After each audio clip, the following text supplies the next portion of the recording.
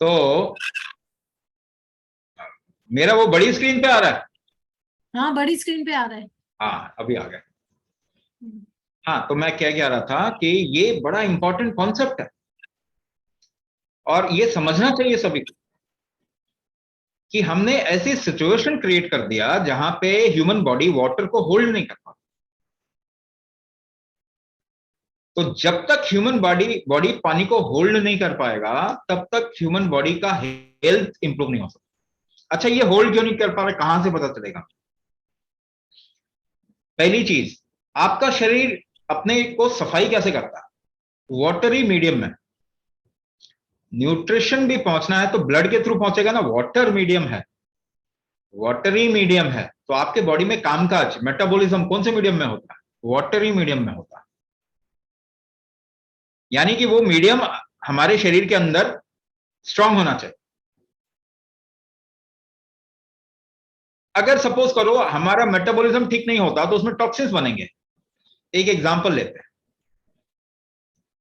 अगर लिवर आपका वीक हो जाएगा तो सबसे पहली चीज, सबसे पहला स्टेप ऑफ मेटाबॉलिज्म लिवर में होता।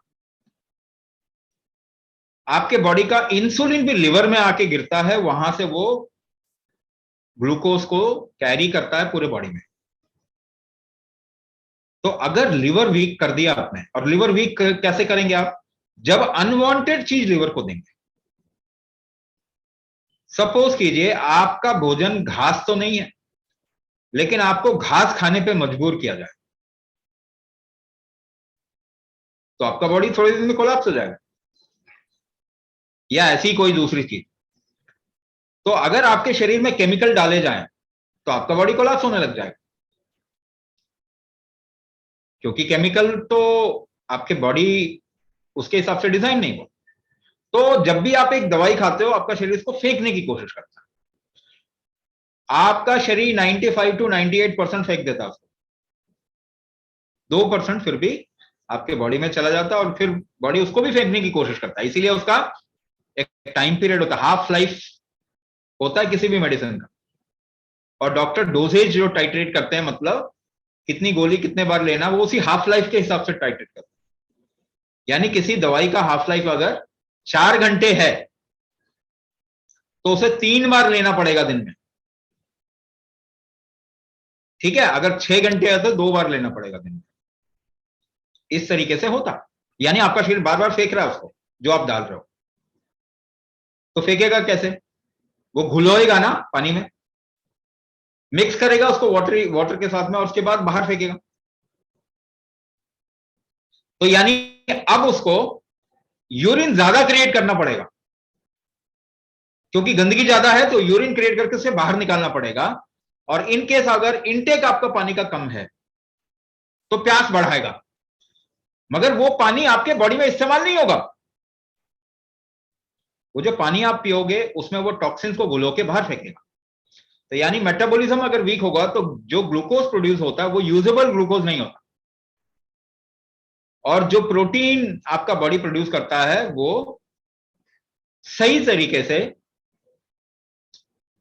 फोल्ड नहीं होता, या उसका सीक्वेंस नहीं बनता सही तरीके से। तो अनफोल्डेड प्रोटीन आ गया और वेस्ट ग्लूकोज आ गया। ठीक है। अच्छा, अनफोल्डेड प्रोटीन भी बाहर जाएगा, आपके फीकल मैटर के थ्रू बाहर जाएगा, पानी में आपके ब्लड के थ्रू भी बाहर जाएगा। वो प्रोटीन मैटर आपका किडनी जो है वो फिल्टर करेगा, बाहर फेंकेगा।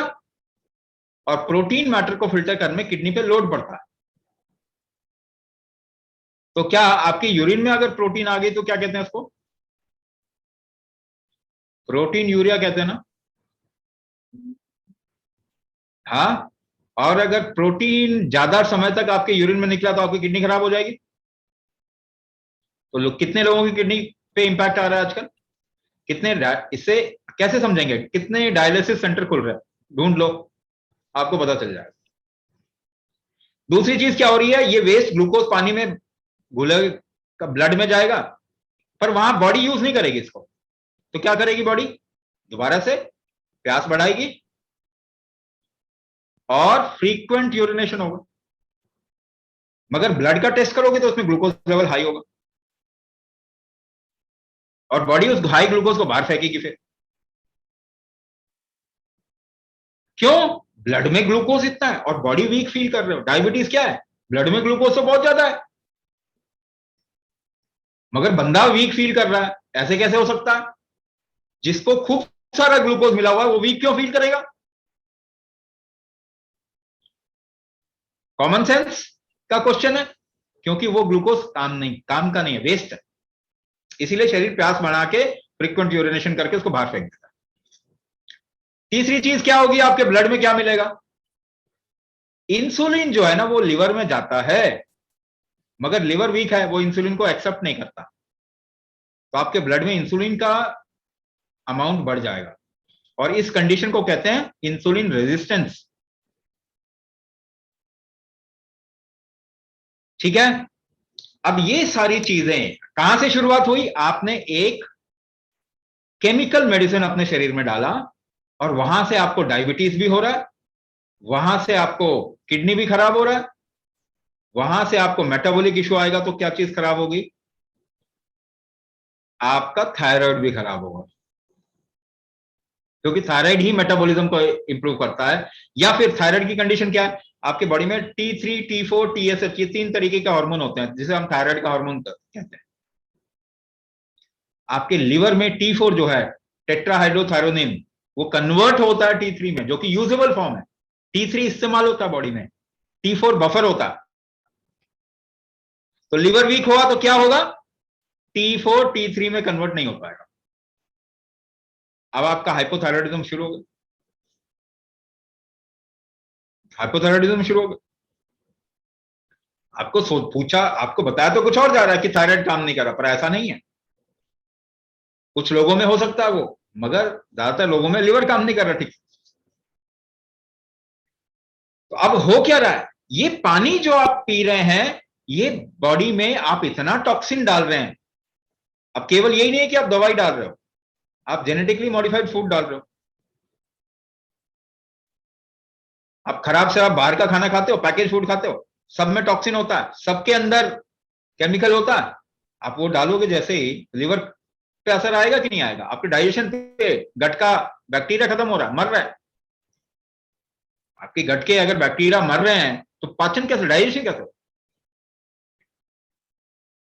तो पहली चीज, जो पानी आप पी रहे हो कहां इस्तेमाल हो रहा है? आपके शरीर को शुद्धिकरण में इस्तेमाल हो रहा है, साफ करने में इस्तेमाल, यानी इसके बाकी फंक्शंस में इस्तेमाल हो ही नहीं रहा पानी। तो अगर आप देखोगे, और भी एग्जांपल देता हूं, एंटीबायोटिक खा लो, क्या चीज होगी आपके बॉडी के अंदर? कॉन्स्टिपेशन आ जाता है। कभी ऑब्जर्व करके देखिए, कॉन्स्टिपेशन हो जाएगा। अगर कॉन्स्टिपेशन हो गया और आपके बॉडी में टॉक्सिन है उसको निकालना है तो बॉडी ज्यादातर कहां से निकालेगी? यूरिन के थ्रू निकालेगी। तो आपकी बॉडी में डिहाइड्रेशन होता है जब भी आप एंटीबायोटिक खाते हो, क्योंकि यूरिन ज्यादा निकल रहा है। और देखोगे एंटीबायोटिक खाओ उसके बाद में बहुत पीला यूरिन निकलेगा, खराब यूरिन निकलेगा। तो डिहाइड्रेशन हो रहा है। एंटीबायोटिक खा रहे हो, डिहाइड्रेशन हो। आप पैकेज फूड खाते हो, डिहाइड्रेशन होता है बॉडी का। दूसरी, इसके अलावा अब ये एक पक्ष आ गया, आप जो कुछ कर रहे हो, आप डरोगे तो मुंह सूखता है, जब आप डरते हैं तो मुंह सूखता है, जब आप घबराते हैं तो मुंह सूखता है, एंजाइटी, मुंह सूखता है। तो अगर आपके रिस्क फैक्टर्स बढ़ा दिए आपने, जैसे एक बच्चा एग्जाम देने जा रहा है, वो कुछ ऐसी पढ़ाई कर रहा है जिसमें उसको बिल्कुल समझ नहीं आता, मैथमेटिक्स पढ़ रहा है, उसको मैथमेटिक्स बिल्कुल समझ में नहीं आता, तो बेचारा घबराएगा क्योंकि डांट पड़ेगी, डिहाइड्रेट होगी उसकी बॉडी। कॉर्पोरेट में जाता है बंदा, उसको पैसा कमाना है, उसको प्रेस्टीज की बात है, भाई मुझे तो नौकर ही बनना है। नौकर बनने के लिए आजकल तो सभी नौकर ही बनना चाहते हैं, चाकरी ही चाहिए सबको। तो अब बेचारा बॉस से घबरा रहा है, ये सोच रहा है कि पता नहीं मेरी नौकरी रही, अगर गड़बड़ हो गई, चली गई, मैंने लोन ले लिया इतना, अब कैसे भरूंगा? उस बंदे के तो दिमाग में स्ट्रेस आएगा कि नहीं आएगा? डिहाइड्रेट हो जाएगी बॉडी उसकी। बॉस सामने आया, बॉडी डिहाइड्रेट हो जाएगी। तो जब आप ऐसे ऐसे शब्द पढ़ेंगे जिसका कि एबीसी आपकी लाइफ से कनेक्ट नहीं होता, जी अंग्रेजी के जितने शब्द हैं, अगर आप ये पढ़ेंगे, आपको डॉक्टर भी तो ये बताता है ना, ऐसे ऐसे वर्ड्स बताएगा जिसको आपको मालूम ही नहीं, कोरिलेट नहीं कर पा रहे हो तो आप घबरा जाओगे। आपको बोलेंगे जी आपका तो डायबिटीज हो गया, आपका तो थायराइड का इश्यू हो गया, आपका तो ऑटो इम्यून डिसऑर्डर हो गया, बस वो बंदा गया, उसकी लाइफ खत्म, उसकी बॉडी डिहाइड्रेट होना शुरू हो जाएगी। तो अब वो हेल्दी नहीं हो सकता, इसीलिए कहते हैं डॉक्टर के पास एक बंदा गया तो जिंदगी भर के लिए बीमार हो। तो आप तो बॉडी को डिहाइड्रेट रिस्क में डालने की सारी प्रबंध कर लिए। एनवायरमेंट जब खराब होगा तो क्या आपकी बॉडी डिहाइड्रेट नहीं होगी? क्या एनवायरमेंट हमने सही रखा हुआ है पिछले 50 सालों में? अगर आपने अपना एनवायरमेंट जिसने एक लाइफ पनपती है उसी को खराब कर दिया तो गई आपकी लाइफ, यानी बॉडी डिहाइड्रेट, आप बॉडी होल्ड नहीं कर पा रही पानी। लाइफ का मतलब है पानी होल्ड करने की कैपेसिटी। इसीलिए आपका शरीर जितना पानी होल्ड कर पाएगा उतना हेल्दी हो सकता। इसीलिए पानी अगर आपके आसपास में कम होगा तो आपकी बॉडी डिहाइड्रेट होगी, आपकी बॉडी में पानी होल्ड करने की कैपेसिटी कम हो जाएगी। तो आप मुझे बताइए, आपके ताल तालाब सरोवर नदियां, जमीन के नीचे पानी कहां गया? You have lost the proximity of water. जमीन के नीचे 50 20 फीट 50 फीट से 5,000 10,000 फीट नीचे चला गया पानी। तो आप सोचते हैं कि मछली ही पानी में रहती है, उसको निकालो तो मर जाएगी। नहीं साहब, इंसान भी पानी के बीच में ही रहता है, उसको निकालो तो मर जाएगा। तो एनवायरमेंट में पानी कम है या ज्यादा है? आप ग्लोबल वार्मिंग कर रहे हो, कर दिया आपने, आपने एनवायरमेंट के कंपोनेंट्स को चेंज कर दिया, पॉल्यूट कर दिया, टॉक्सिन्स ला दिया, आपका शरीर पानी होल्ड नहीं कर पाएगा। क्योंकि आपके शरीर में टॉक्सिन जा रहा है तो सफाई में लगा हुआ है और आसपास में पानी नहीं, तो आपका बॉडी पानी नहीं होल्ड कर पा रहा। तो अगर आपका शरीर पानी होल्ड नहीं करेगा तो हेल्दी कैसे होगा? उसमें रीजनरेशन कैसे होगा? मेटाबॉलिज्म ही नहीं होगा, रीजनरेशन कैसे होगा? अगर रीजनरेशन नहीं होगा तो आपकी हड्डियां कमजोर होंगी, ऑस्टियोपोरोसिस होगा। अगर बॉडी के अंदर पानी कम होगा, गर्मी बढ़ेगी तो इन्फ्लेमेशन आएगा, टॉक्सिन्स बढ़ेंगे तो इन्फ्लेमेशन आएगा, एसिडिटी बढ़ेगी, यूरिक एसिड बढ़ेगा, तो आर्थराइटिस आएगा कि नहीं आएगा? आइटिस वही तो है, इन्फ्लेमेशन। आर्थराइटिस का मतलब क्या? आपने अंदर इन्फ्लेमेशन क्रिएट कर दिया। अब नर्वस सिस्टम में इन्फ्लेमेशन आएगा तो आपको क्या झंझनाहट नहीं होगी? आपको गर्म ठंडा फील नहीं होगा?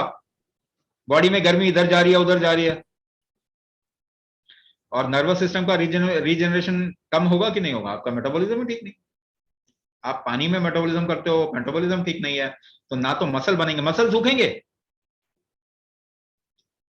मसल सूखेंगे कि नहीं? उसको क्या कहते हैं? स्टेनोसिस। ये कह रहे हो ना? अरे इतने सारे नाम रख दिया, आप कम से कम समझो तो सही वो है क्या। स्टेनोसिस हो रहा है, मसल सूख रहे हैं, या फिर इन्फ्लेम्ड हो रहे हैं, सूजन आ रही है उनमें। अगर पानी शरीर में नहीं है तो पानी होल्ड करे नहीं करने की कोशिश करेगा कि नहीं आपका शरीर? तो वाटर रिटेंशन होगा आपकी बॉडी में, तो बॉडी तो रिएक्ट करेगा ना सिचुएशन के। वो ड्राई कर रहे हो आप, वो पानी होल्ड करने की कोशिश करेगा, आप वो पानी होल्ड करने की उसकी कैपेसिटी कम है तो वो पानी को इस्तेमाल नहीं कर पाएगा, एक जगह जमा हो जाएगी। तो वाटर रिटेंशन जब होते हैं तब बोलते हैं कि पानी और पियो। हाँ, क्यों क्यों बोलते हैं? ताकि आप बताइए वो मेरे से। मैं वही बात बता रहा हूं, वाटर रिटेंशन का मतलब हो गया आपका बॉडी जैसे ही डिहाइड्रेट होता है वो पानी पकड़ने की कोशिश करते हैं, उसके जीवन है ना वो। अच्छा। तो वो उसका ट्रांसपोर्टेशन फैक्टर वीक हो जाता है ना, वो अब इस्तेमाल नहीं हो रहा, उसको डर लग रहा है। आप भी यही काम तो करते हो ना, जब आपको कहें कि भाई कोरोना हो गया, अब तो खाना नहीं मिलेगा, अब तो अनाज नहीं मिलेगा बाहर, तो आप जाके एकदम से भंडार करने लग जाओगे ना। तो रिस्क फैक्टर बढ़ने से क्या हो रहा है? मेटाबॉलिज्म वीक हो रहा है, ट्रांसपोर्टेशन फैक्टर वीक हो रहा है, जो ट्रांसपोर्ट में प्रोटीन्स इस्तेमाल होते हैं, जो एंजाइम्स इस्तेमाल होते हैं, उनका प्रोडक्शन कम हो रहा है, ट्रांसपोर्ट नहीं हो रहा। लेकिन पानी तो रखने की कोशिश करेगा शरीर ना, तो वाटर रिटेंशन करेगा।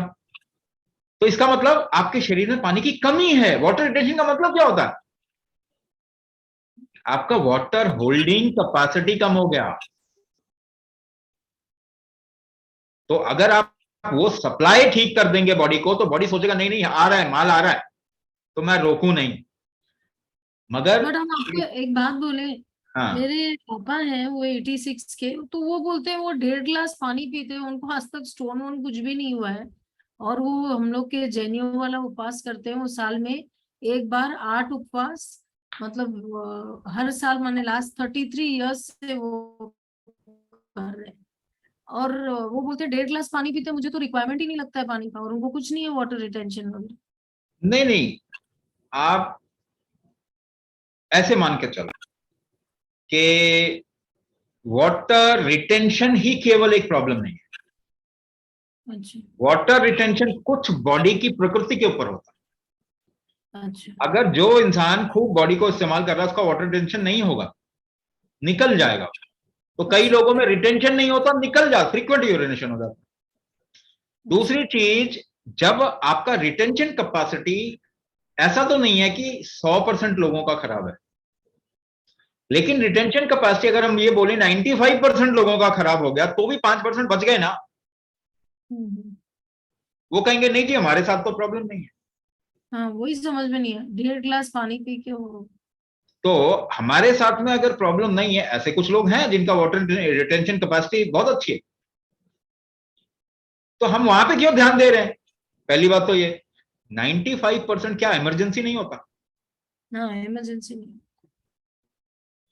तो हम तो उनके बारे में बात कर रहे हैं जिनकी बॉडी का वाटर रिटेंशन कैपेसिटी कम हो गया। नहीं नहीं, एक कुछ हम तो बस आपसे पूछ रहे थे कि मेरे को डाउट क्लियर करना था कि ये 1.5 गिलास पानी में कैसे चलाते हैं, और ना नहीं नहीं, गॉल देखो ब्लैडर पानी, खत्म है ना अगर कुछ वाटर नहीं। होल्डिंग कैपेसिटी लोगों की अच्छी है ना, हम्म। तो वो 1.5 गिलास पानी भी नहीं पिएगा, क्योंकि उसको फूड में जितना पानी मिलता है वही काम आ जाएगा।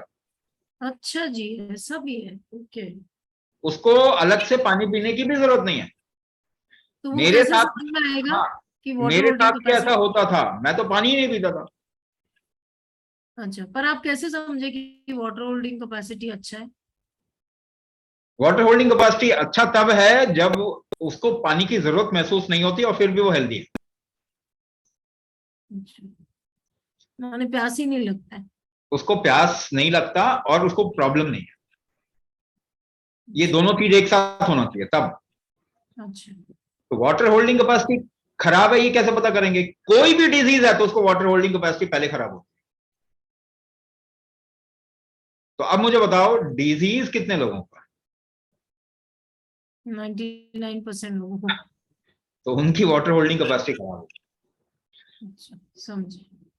तो वाटर होल्डिंग कैपेसिटी खराब हो जाती है जैसे ही आपके बॉडी में डिफिकल्टी आती है, या तो आपके अंदर इतना स्ट्रेंथ हो कि उस सिचुएशन को झेल जाए, कोई प्रॉब्लम नहीं है। ऐसे भी लोग मिलेंगे जिन्होंने जिंदगी भर दवाई नहीं खाई है, हम्म। पूछ उनका रहे थे। वाटर होल्डिंग कैपेसिटी अच्छा होगा। जो हमेशा दवाई खाते रहते हैं, आप देखोगे उनकी वाटर होल्डिंग कैपेसिटी खराब हो जाती है, वो ज्यादा बीमार पड़ते हैं और क्रैश कर जाते हैं। और जिन्होंने दवाई नहीं खाई, वो पता चलेगा कि अरे मैंने तो आज तक जिंदगी में दवाई नहीं खाई। तो हम उन लोगों की बात नहीं कर रहे हैं जिनके अंदर अभी वो कैपेसिटी है, और वो कैपेसिटी कुंभक से बनता है। वाटर होल्डिंग कैपेसिटी कुंभक से बनता है, होल्डिंग ही तो कर रहे हैं हम, तो होल्डिंग कैपेसिटी भी कुंभक से बनता है। अब मुझे बताइए, वाटर होल्डिंग कैपेसिटी अगर कुंभक से बनता है और लोग बीमार पड़ रहे हैं, तो इस वक्त में जरूरत क्या है? वाटर होल्डिंग कैपेसिटी बढ़ाना जरूरत है। और कोई तरीका जिससे वाटर होल्डिंग कैपेसिटी बढ़ेगा? नहीं है, इसीलिए कुंभक जरूरी। लेकिन कुंभक में एक फैक्टर हमेशा ध्यान रखिए कि कुंभक अगर जोर जबरदस्ती के साथ में करेंगे तो पानी निकल जाएगा शरीर से। जो रिटेंशन है ना वो चला जाता है, निकल जाता है, बट होल्डिंग कैपेसिटी बढ़ने में टाइम लग जाता है। तो अगर आप रिटेंशन करें, आप कुंभक करें, होल्ड करें, तो उसमें आपको रिलैक्स होना है। अगर आप रिलैक्स हो पाएंगे तो आपकी वाटर होल्डिंग कैपेसिटी बढ़ जाएगी। इसीलिए ज्यादा फायदा तब आएगा। जब आप ब्रेथ होल्ड कर रहे हैं और बिल्कुल रिलैक्स हैं और हिल नहीं रहे। इसीलिए बार बार हम कहते हैं फोकस होके स्टिलनेस करना में है, करना आराम है। से करना है ना, ये चीज, तो उससे वाटर होल्डिंग कैपेसिटी बढ़ती है। तो आमतौर पे हम ये एक निष्कर्ष निकाल सकते हैं, इन्फरेंस निकाल सकते हैं कि डिजीज, आजकल डिजीज का एक पिवट यानी सेंटर पॉइंट क्या है कि ह्यूमन बीइंग का वाटर होल्डिंग कैपेसिटी कम हो रहा है। अच्छा, अगर ये इन्फरेंस निकलता है तो सॉल्यूशन क्या है? ह्यूमन बीइंग का वाटर होल्डिंग कैपेसिटी बढ़ाना है। वो कैसे बढ़ा सकते हैं? वो कुंभक से ही बढ़ा सकते हैं, और कोई तरीका? ये बॉडी की होल्डिंग कैपेसिटी है, तो बॉडी की होल्डिंग कैपेसिटी बढ़ा के बढ़ा सकते हैं, दवाई से नहीं कर सकते। जितनी भी दवाइयां हैं वो वाटर होल्डिंग कैपेसिटी को इंपैक्ट करती ही करती है। इसीलिए जिंदगी भर दवाई नहीं खा सकते आप, चाहे वो आयुर्वेद की दवाई क्यों ना हो। हमेशा एक पीरियड तक ही खाना चाहिए, उसके बाद ब्रेक करके फिर अगर आप दूसरा खाना चाहते हो, कुछ और करना चाहते हो, तब कर सकते। कुंभक करेंगे और आयुर्वेद का अगर आप सपोर्ट लेंगे ना, तो आप देखेंगे वो और जल्दी काम करती है आपके शरीर। तो आयुर्वेद की दवाई काम नहीं करती आपके शरीर में, आपका शरीर काम करवाता है उसको, वो कुंभक से ही होता है। ऐसे कई केसेस हैं जहां पे कोई दवाई काम नहीं कर रही, मगर कुंभक करना शुरू किया, दवाई भी काम करना शुरू कर। तो कुंभक वाटर होल्डिंग कैपेसिटी बढ़ाता है, और इस वक्त में ये बहुत जरूरी है कि ये किया जाए। अगर न्यूरोमस्कुलोस्केलेटल प्रॉब्लम से निकलना है तो रीजनरेशन इंपॉर्टेंट पार्ट है, रीजनरेशन ही सॉल्यूशन है। आपके बॉडी में रीजनरेशन फैक्टर को अगर हम बढ़ाएंगे तो आप आगे एकदम से क्रैश नहीं करोगे, आपकी लाइफ की क्वालिटी बहुत अच्छी हो जाएगी, आप जीने लायक बन जाओगे। तो रीजनरेशन तो और कोई दवाई करेगी नहीं आपके बॉडी में, तो रीजनरेशन आपका बॉडी ही करेगा, और वो कुंभक के जरिए करता है। ठीक है जी। ठीक है। और अनिल जी स्टॉप कर दीजिए।